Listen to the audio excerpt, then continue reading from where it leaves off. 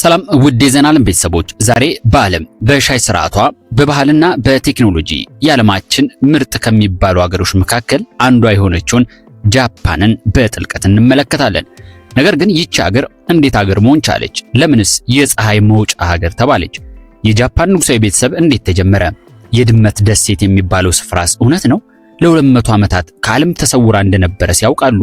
ከህግ ስርዓት ውጪ ሆነናል ብለው ካሰቡ ራሳቸውን የሚያጠፉበት አሳዛኝ ታሪክና ወጣት የሚባል ትውልድ እጅግ ስለቀነሰባት ወጣት ወይም የሥራ አቅም ያላቸው ዜጎችን የምትፈልገው የአዛውንቶች ሀገር በመሆኗ እግሬን ወደ ጃፓን አድርገው የሚያስብል የሀብትና የቴክኖሎጂ ማማ የሆነችውን ጃፓንን ከሀ እስከ ፐ እንቃኛለን። ይህ ድንቅ ታሪክ እንዳያመልጣችሁ አብራችሁን ቆዩ።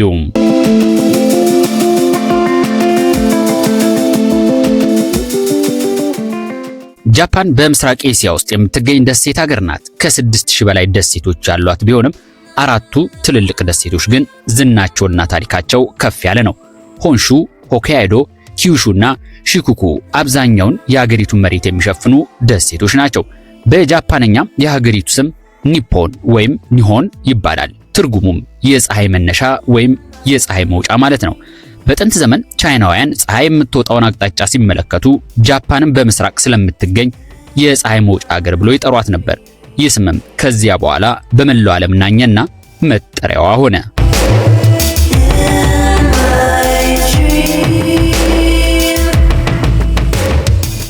ጃፓኖች የሀገራቸውን መነሻ በሳይንስ ብቻ ያብራሩም። ከሺዎች ዓመታት በፊት የተነገረ አፈ ታሪክ አላቸው። በዚህ ታሪክ መሰረት የፀሐዩ አምላክ አማቴሮስ የጃፓን ሕዝብ ቅድመ አያት ናት ብለው ያምናሉ። እሷ የልጅ ልጇን ወደ ምድር ላከች። ከሱም ዘር የመጀመሪያው ንጉስ ጂሙ ተወለደ ብለው ይታመናል። ስለዚህ የጃፓን ንጉሳዊ ቤተሰብ ከዓለም ሁሉ በጣም የረዘመ ታሪክ ያለው ንጉሳዊ ስርዓት እንደሆነ ይቆጠራል። ዛሬም ንጉሠ ነገስቱ በባህላዊ ምልክትነት የሀገሪቱን አንድነት ይወክላሉ። እንዲሁም የጃፓን ባንዲራ መሃል ላይ ያለው ቀይ ክብ ፀሐይን ይወክላል። ይህም የፀሐይ መውጫ ሀገር የሚለውን መጠሪያ የሚያመላክት ነው።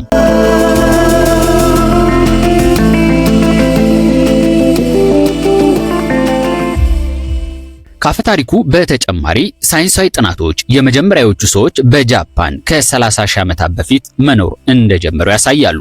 ከነዚህ ማህበረሰቦች በኋላ የጆሞን ስልጣኔ ተፈጠረ።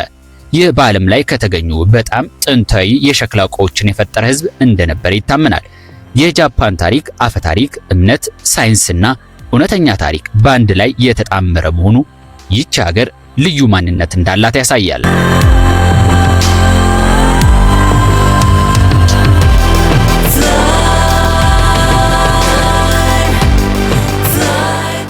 ጃፓንን ብዙዎች በሚያምሩ ከተሞቿ በቴክኖሎጂዋና በተለይ በባህሏ ያውቋታል። ነገር ግን ከዚህ ውብ ምስል ጀርባ ምን አለ? ለምን የጃፓን ህዝብ በስራው በጣም ታዋቂ ሆነ? ሳሙራይ በእውነት እነማን ነበሩ? ጌሻዎች ምን ያደርጉ ነበረ? ለምን ጃፓን በብዙ የተፈጥሮ አደጋዎች ትፈተናለች? ዛሬ በቴክኖሎጂ አቅሟ ከቀዳሚዎቹ ሀገሮች መካከል አንዷ የሆነችው ጃፓን ህዝቦቿ ምን ያህል ደስተኞች ናቸው? ዛሬ ወደ ጃፓን ገብተን የቱሪስት ፖስተር ላይ ያለችውን ሀገር ብቻ ሳትሆን የጥንቷን ጃፓን የሳሙራይን ዓለም ያሳለፉትን የጦርነት ዘመን የተለየ ባህልና የዘመናዊ ጃፓን ማህበራዊ ችግሮችን እያንዳንዱን እንመለከታለን።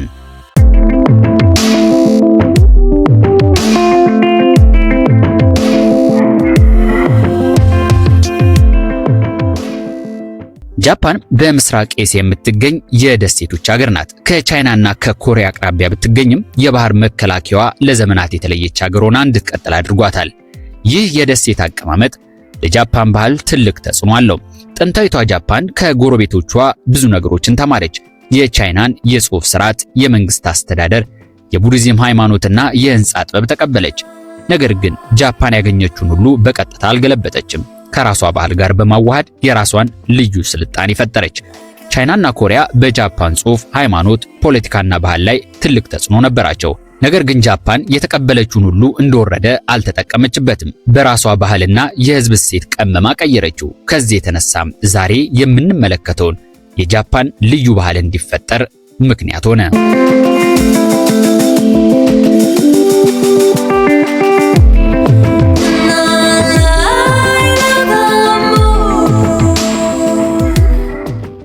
ሳሙራይ።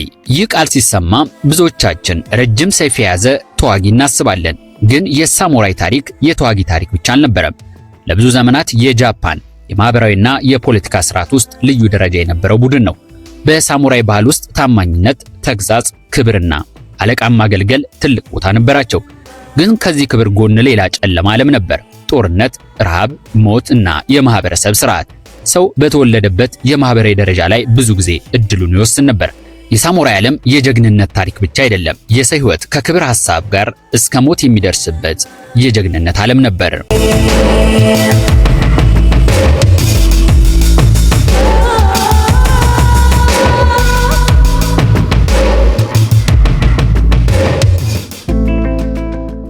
በሳሙራይ ታሪክ ውስጥ ከሚያስገርሙ ጉዳዮች አንዱ ሲፑፑክ ነው። አንዳንድ ሳሙራዮች ክብራቸውን እንደተጎዳ ሲያምኑ ወይም በጌታቸው ላይ እንደተሳሳቱ ሲቆጥሩ፣ ማለትም በአሳዳሪያቸው ላይ ከተሳሳቱ ራሳቸውን የሚገድሉበት ስነ ስርዓት ነበር።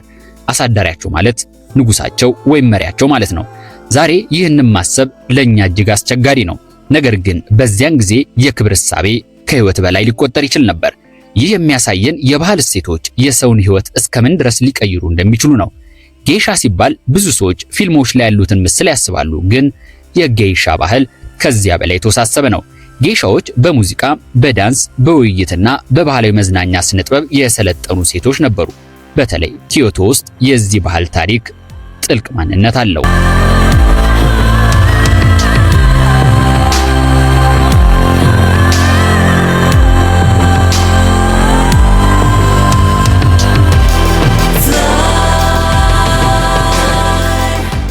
የጃፓን ሌላኛው መልክ ኒንጃ። ኒንጃ ሲባል መቼም አላቆም ሊል የሚችለው ሰው ቢያንስ የጃፓን ፊልሞችን በጭራሽ አይቶ የማያውቅ ሰው ነው ተብሎ ይታመናል። አዎ፣ ኒንጃዎች ከሳሙራዮች የተለዩ ናቸው። የነሱ ዋና ተግባር ስለላ፣ ሚስጥራዊ መረጃ ማሰባሰብ፣ ከጠላት መንደር በድብቅ በመግባት አጥፊ ተልእኮዎችን መፈጸም ነበር። ኒንጃዎች በተለይ በኢጋና በኮጋ አካባቢዎች ታዋቂ ነበሩ። ከልጅነታቸው ጀምሮ መዝለል፣ መውጣት፣ መውረድ፣ መዋኘትና የተለያዩ የህልውና ዘዴዎችን ይማሩ ነበር። በብዙ ፊልሞች ላይ ኒንጃዎች ሁልጊዜ ጥቁር ልብስ ለብሰው ይታያሉ። በእውነተኛው ታሪክ ላይ ግን ከሰዎች ጋር ለመቀላቀልና መረጃ ለማግኘት እንደ ገበሬ፣ ነጋዴ ወይም መነኩሴ ይለብሱ ነበር። ዓላማቸውም በልብሳቸው መታወቅ ሳይሆን ሚስጥራዊ ተልእኮችን ማጠናቀቅ ነው።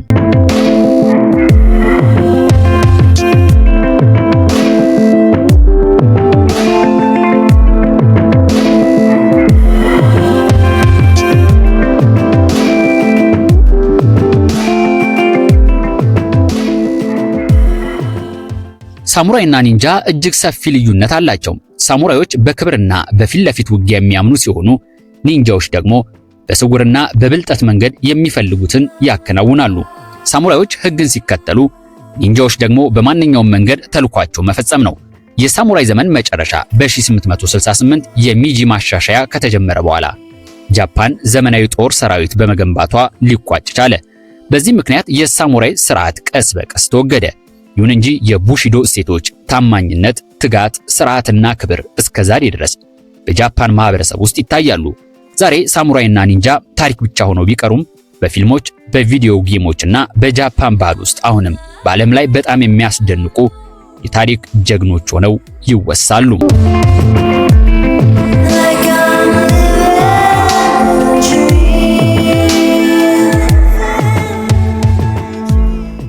ጃፓን ውስጥ አንድ ቀላል የሻይ ኩባያ እንኳን ትልቅ ታሪክ የተሸከመ ማንነት ሊኖረው ይችላል።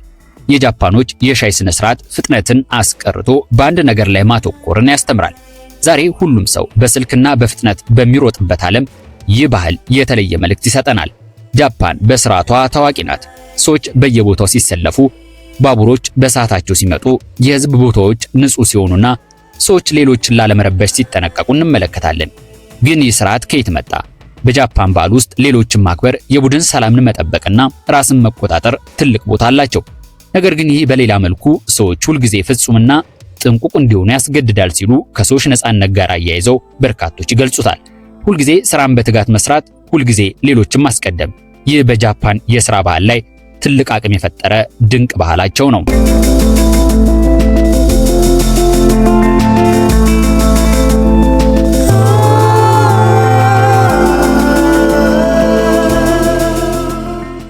አሁን ከጃፓን ዘመናዊ ማህበረሰብ እጅግ ጎጂ የሚባለውን ባህል እንመልከት። ካሮሺ ይሰኛል። ቃሉ በቀላሉ ሲተነተን ከመጠን በላይ በመስራት የሚመጣ ሞት የሚለውን ሐሳብ ይገልጻል። ስራ ለሰው ህይወት አስፈላጊ ነው፣ ግን ስራ ህይወትን ሲያበላሽ ከጥቅሙ ጉዳቱ ይልቃል። ብዙ ሰዓት መስራት፣ የእረፍት ጊዜ አለመውሰድ፣ የስራ ግፊትና የማህበራዊ ግዴታ አንዳንድ ሰዎችን እጅግ ከባድ ሁኔታ ውስጥ ይከታቸዋል። ይህ ታዲያ የጃፓን መሰልጠንና ማደግ የህዝቧን ማህበራዊና ግለሰባዊ ማንነት ዋጋ ካልሰጠ ምን ጥቅም አለው ሲሉ በርካቶች ጥያቄ ያነሳሉ።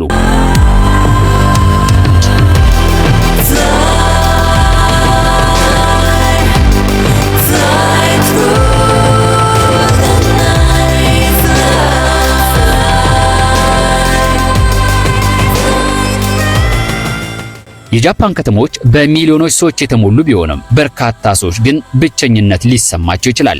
ጃፓን ውስጥ ሂኮኮሞሪ ተብሎ የሚጠራ የረጅም ጊዜ ከማህበራዊ ህይወት መራቅ ክስተት በማህበረሰቡ ውስጥ ትልቅ እክል ፈጥሯል። አንዳንድ ሰዎች ከቤታቸው ለረጅም ጊዜ ሳይወጡ ሊኖሩ ይችላሉ። ከውጭ ሆኖ ለሚያየው ሰው ይህ ቀላል ምርጫ ሊመስል ይችላል። ነገር ግን ከጀርባው የቤተሰብ ግፊት፣ የትምህርት፣ የሥራ ችግር፣ ማህበራዊ ኑሮ ፍራቻና ብቸኝነት ምክንያት ሆኖ ይጠቀሳሉ።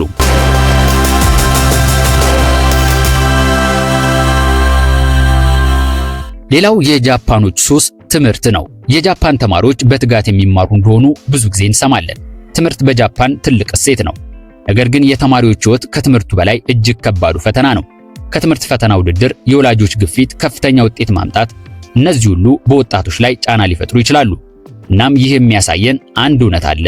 ከፍተኛ የትምህርት ውጤት ሁልጊዜ ከፍተኛ የህይወት ደስታ ማለት እንዳልሆነና ሁሉም በልኩ ውበት እንዳለው ትልቅ ማሳያ ነው።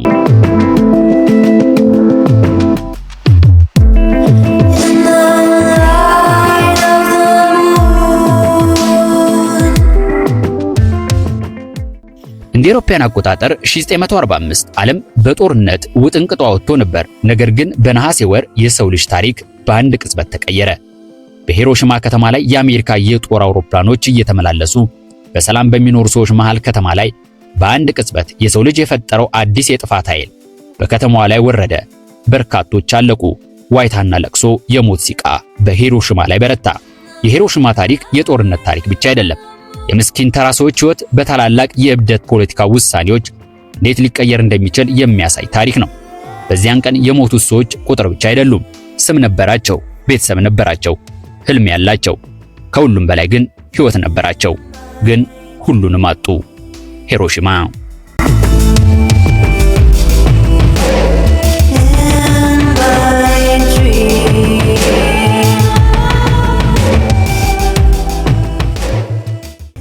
ከሂሮሺማ እልቂት በኋላ ሌላኛዋ የጃፓን ከተማ በቦምብ ተደበደበች። ይህች ከተማ ናጋሳኪ ትባላለች።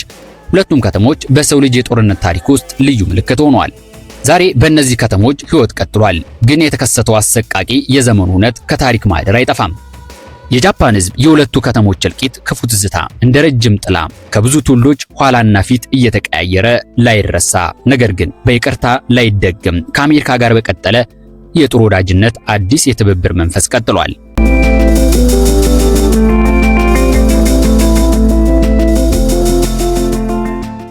በጃፓን ሃይማኖት ከዕለታዊ ባህል ጋር በጣም ተቀላቅሏል። ሺንቶና ቡዲዝም በጃፓን ታሪክ ላይ ትልቅ ተጽዕኖ ያላቸው የባህልና እምነት ቅይጥ ናቸው። ተራራ፣ ዛፍ፣ ወንዝ፣ ተፈጥሮ፣ ቅዱስ ቦታ በሺንቶ ዓለም የተፈጥሮ መንፈሳዊ ገጽታ ልዩ ቦታ አለው። ይህም የጃፓን ባህል ከተፈጥሮ ጋር ያለውን ጥልቅ ግንኙነት ያሳያል። ጃፓን ውብ የተፈጥሮ መልክዓ ምድር ያላት ሀገር ብትሆንም ግን ይህ ድንቅ ተፈጥሯ በሌላ ጎኑ አስፈሪ ክስተቶችን ይዞ ሲመጣ ይስተዋላል። መሬት መንቀጥቀጥ፣ ሱናሚ፣ እሳተ ገሞራና አውሎ ንፋስ ጃፓን ከተፈጥሮ አደጋ ጋር ለዘመናት ያደረገችው ግብግቦችን ያሳያል። በጃፓን ቤቶች ይገነባሉ፣ ህጎች ይዘጋጃሉ፣ ሰዎች ከአደጋ ራሳቸውን ለመከላከል ስልጠና ይወስዳሉ። ነገር ግን ተፈጥሮ ሁልጊዜ ወይ ካልጠበቋት አሊያም ችላ ካሏት ሰውን ትበቀላለች። የሰው ልጅ ምንም ያህል ቴክኖሎጂ ቢኖረው በተፈጥሮ ፊት አሁንም ድረስ ደካማ ስለመሆኑ ጃፓን ማሳያ ናት።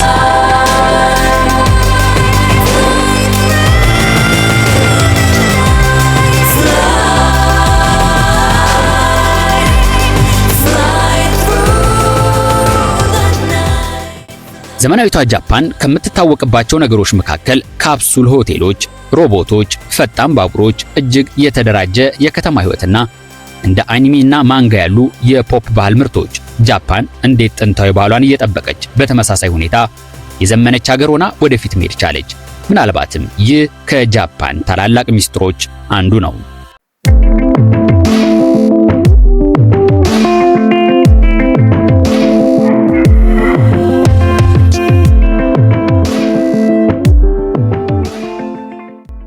የጃፓን ሌላኛው ትልቁ ችግሯ የህዝቦቿ እርጅና ሲሆን ብዙ አረጋውያንና በንጽጽር ያነሱ ልጆች ወይም ወጣቶች የሚኖርባት ማህበረሰብ የፈጠረች ሀገር ሆናለች።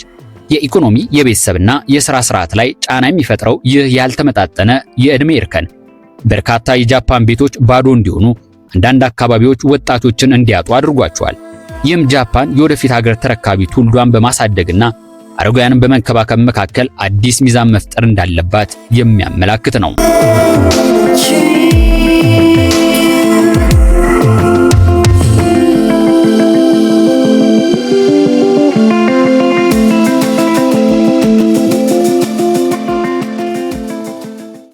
በዓለም ታሪክ ከሚያስገርሙ ክስተቶች አንዱ ጃፓን ለ200 ዓመታት ያህል ከውጭው ዓለም ራሷን ማግለሏ ወይም መሰወሯ ነው። በዚያ ዘመን አብዛኞቹ የውጭ ሰዎች ወደ ጃፓን መግባት አይችሉም። ጃፓኖችም ወደ ውጭ ሀገር እንዳይጓዙ በሕግ ተከልክሎ ነበር። ይህ ፖሊሲ ሳኩኮ ወይም የተዘጋች ሀገር ተብሎ ይጠራል። ነገር ግን ጃፓን ለምን እንዲህ ያለ እርምጃ ወሰደች? ዋነኛ ምክንያቷ የአውሮፓውያን መምጣት ሲሆን በ1543 ፖርቹጋላውያን ወደ ጃፓን ደረሱ። ከነሱ በኋላ ስፔናውያን፣ ደች እንዲሁም እንግሊዞች መጡ። ከንግድ ጋር በተጨማሪ የክርስትና ሚስዮናውያንም ወደ ጃፓን ገቡ። በተለይ ፍራንሲስ ዛቬር የተባለ ሚስዮናዊ በ1549 ጃፓን ደርሶ ክርስትናን ማስተማር ጀመረ። በጥቂት ዓመታት ውስጥ ብዙ ሺህ ጃፓናውያን ክርስቲያን ሆኑ። በዚያን ጊዜ ጃፓንን የሚያስተዳድረው የቶኩጋዋ ሾጎናት ነበር። መሪዎቹ አውሮፓውያን በመጀመሪያ ንግድ እንደሚያደርጉ ከዚያም በሃይማኖትና በጦር ኃይል ሀገራትን እንደሚቆጣጠሩ ተረዱ። ይህን በፊሊፒንስ በደቡብ አሜሪካና በሌሎች ቦታዎች ተመልክተው ስለነበር ጃፓኖችም ቀጣዩ ተረኛ ቅኝ ተገዢዎች እንሆናለን በሚል ፍራቻ በራቸውን ዘጉ። በ1637 በሺማባራ አካባቢ እምነታቸውን ወደ ክርስትና የቀየሩ ብዙ ጃፓናውያን ክርስቲያኖች የጭቆና በደል ስለደረሰባቸው በርካታ ገበሬዎች በመንግስት ላይ አመጹ። መንግስትም ይህንን አመጽ ከውጭ ኃይሎች ጋር አገናኘው። ከዚያን ጊዜ ጀምሮ ክርስትና በጃፓን በጥብቅ ተከለከለ። ብዙ ሰዎች ታሰሩ፣ ተገደሉ ወይም እምነታቸውን እንዲከዱ ተገደዱም።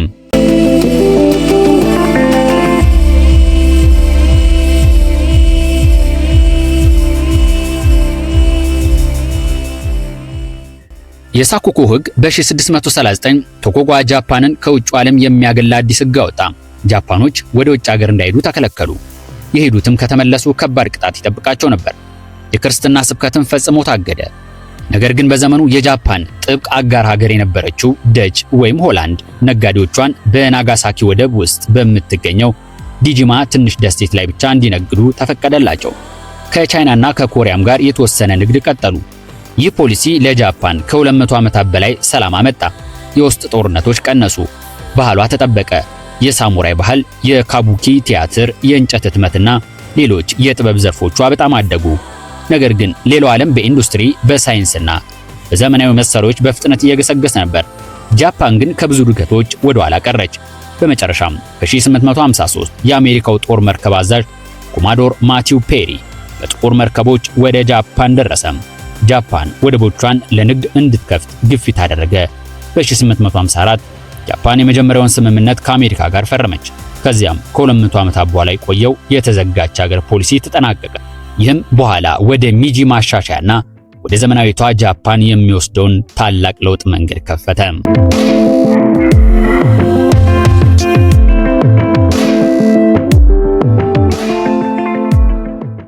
ጃፓን በቴክኖሎጂ ብቻ አትታወቅም። ለብዙ ሺህ ዓመታት የተጠበቀው ባህሏ፣ ምግቧና ሃይማኖቷ በዓለም ላይ ልዩ ስፍራ አላቸው። የጃፓን ማህበረሰብ ንጽህናን፣ ስርዓትን፣ አክብሮትንና ትህትናን እንደ ዕለት ተዕለት እሴቶች ይቆጥራል። በጃፓን ሰዎች ሲገናኙ ከእጅ መጨባበጥ ይልቅ በመጎንበስ ሰላምታ ይሰጣሉ። የመጎንበሱ መጠን የሚያሳየው የአክብሮት ደረጃን ነው። ወደ መኖሪያ ቤት ውስጥ ከመግባት በፊት ጫማ ማውለቅ በጃፓን የተለመደ ባህል ነው። ይህ ቤቱን ንጹህ ለማድረግና ለቤተሰቡም ክብር ለመስጠት ነው።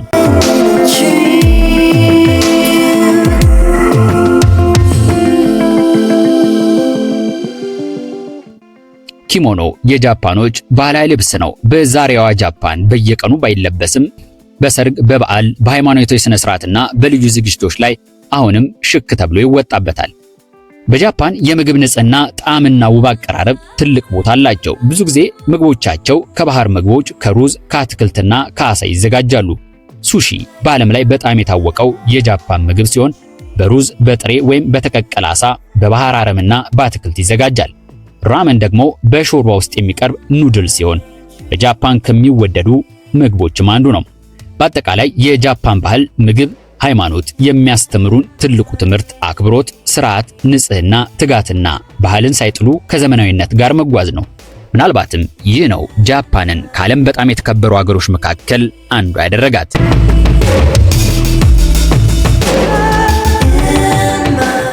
ዛሬ ጃፓን በዓለም ላይ በጣም ንጹህና ስርዓት ያላት ሀገር መሆኗ ይነገርላታል። ይህ የሆነው በቴክኖሎጂ ብቻ ሳይሆን ህዝቧ ለህግ፣ ለስርዓትና ለሌሎች ሰዎች ባለው ከፍተኛ አክብሮት ነው። አሁን ጃፓንን ከሌሎች ሀገሮች የሚለዩ አስደናቂ ህጎችና ማህበራዊ ባህሎችን እንመልከት። በጃፓን መዘግየት ትልቅ ጥፋት እንደሆነ ይቆጠራል። ባቡሮች ለሰከንዶች ሳይቀር አይደራደሩም። አንድ ባቡር ከጊዜው ጥቂት ደቂቃ ቢዘገይ ኩባንያው ይቅርታ ይጠይቃል። ተሳፋሪዎችም ለስራቸው የሚያቀርቡትን የመዘግየት ማረጋገጫ ወረቀት ይሰጣቸዋል። በጃፓን መንገዶች ላይ የቆሻሻ መጣያዎች ብዙ አይታዩም። ነገር ግን መንገዶቹ እጅግ ንጹህ ናቸው። ሰዎች ቆሻሻቸውን ወደ ቤታቸው ይወስዳሉ። ቆሻሻ በየአይነቱ ተለይቶ ይጣላል። ይህንንም ካልተከተሉ ቅጣት ሊደርስ ይችላል።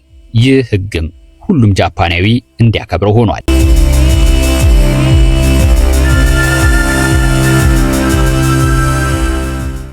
በባቡር ወይም በአውቶቡስ ሲጓዙ በስልክ ድምፅን ከፍ አድርጎ መናገር ወይም መጮህ ተገቢ አይደለም። ብዙ ሰዎች በጸጥታ ይጓዛሉ፣ መጽሐፍ ያነባሉ፣ ሞባይላቸውን ይነካካሉ ወይም ያንቀላፋሉ። በጃፓን ሰዎች ለባቡር፣ ለአውቶቡስ ወይም ለሱቅ በስርዓት በረድፍ ይቆማሉ። መጋፋት ወይም ከሰው ረድፍ መግባት እጅግ ያሳፍራል። በብዙ ከተሞች በመንገድ ላይ በየቦታው ማጨስ አይፈቀድም። ለዚህ የተዘጋጁ ልዩ ቦታዎች አሉ። ህግን የሚጥሱ ሰዎችም ሊቀጡ ይችላሉ። በጃፓን ሰዎች የጠፋ ቦርሳ፣ ስልክ ወይም ገንዘብ ቢያገኙ ለፖሊስ ወይም ለቅርብ ቢሮ ያስረክባሉ። ብዙ የጠፉ ዕቃዎች ለባለቤቶቻቸው ይመለሳሉ። በጃፓን ትምህርት ቤቶች ብዙ የጽዳት ሰራተኛ የላቸውም። አብዛኞቹ ምንም የላቸውም ማለት ይቻላል። ምክንያቱም ተማሪዎች ክፍላቸውን፣ መንገዶችን እና መመገቢያ ቦታዎችን ራሳቸው ያጸዳሉ። ይህም ኃላፊነትንና ንጽህናን ከልጅነት ጀምሮ እንዲያስተምራቸው ምክንያት ሆኗል።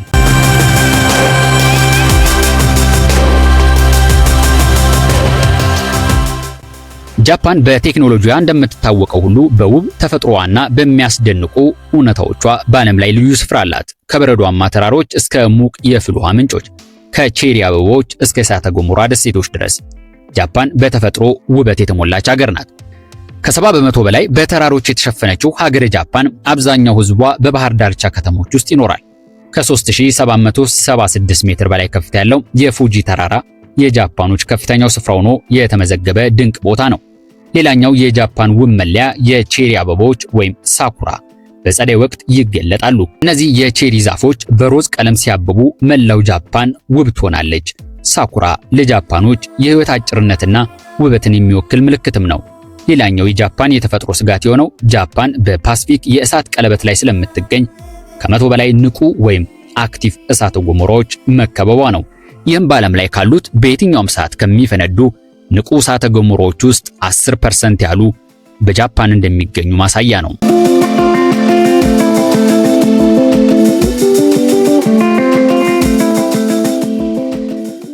አስደናቂው የጃፓን የድመት ደሴት። ድመቶች ከሰዎች በብዛት የሚኖሩበት አስደናቂ ቦታ።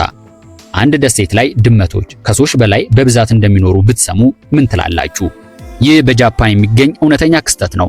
ጃፓን በርካታ የድመት ደሴቶች አሏት። ከነሱም በጣም ዝነኛው አኦሺማ የተባለው ደሴት ነው። ከብዙ ዓመታት በፊት ደሴቲቱ የአሳ አጥማጆች መኖሪያ ነበረች። አይጦች የአሳ መረቦችንና ምግብ ማበላሸት ጀመሩ። በዚህም ምክንያት አይጦችን ለማደን ድመቶች ወደ ደሴቲቱ እንዲመጡ ተደረገ። በጊዜ ሂደትም አይጦቹ ቀነሱ። ነገር ግን ድመቶቹ መብዛታቸውን ቀጠሉ። በጃፓን የሰው ቁጥር እየቀነሰ ሲመጣና ወጣቶች ወደ ትልልቅ የሀገሪቱ ከተሞች ሲዘዋወሩ በደሴቲቱ የሚኖሩ ሰዎች ቁጥር በጣም ቀነሰ። ድመቶቹ ግን መብዛታቸውን ቀጠሉ።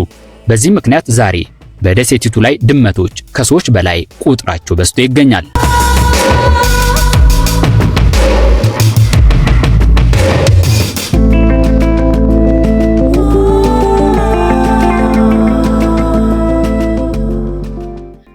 በየዓመቱ በሺዎች የሚቆጠሩ ቱሪስቶች ድመቶችን ለማየት ወደ ደሴቱ ይጓዛሉ።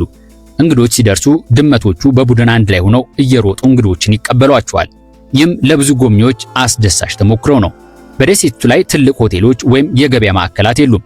ቱሪስቶች በቀን ለጉብኝት ይመጣሉ፣ ሳይመሽም ቶሎ ወደ ከተማዎች ይመለሳሉ። ታዲያ ጎብኚ ሆነው እዚህ ስፍራ ሲመጡ ድመቶችን ማስቀየምም ሆነ መረበሽ አይቻልም። በጃፓን ድመቶች የመልካም ዕድል ምልክት እንደሆኑ ይታመናል። ማኒኬኒኮ ተብሎ የሚጠራው እጁን የሚያውለበልብ የድመት ምስልም በብዙ ሱቆችና ቤቶች ውስጥ የሚታይ ነው። ሀብትንና መልካም ዕድልን እንደሚያመጣም ይታመናል።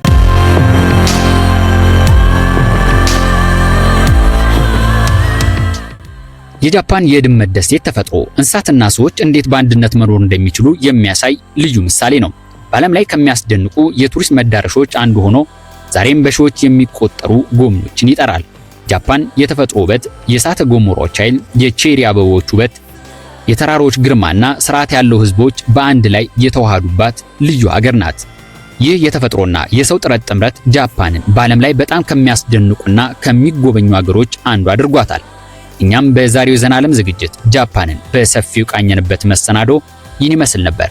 ቻናሉን ሰብስክራይብ በማድረግና የደውል ምልክቱን በመጫን ለሌላ አስገራሚ ቪዲዮ ቤተሰብ ይሁኑ። በቀጣይ ዝግጅት እስክንገናኝ ሰናይ ጊዜ። አሪጋቶ ጎዛይማስ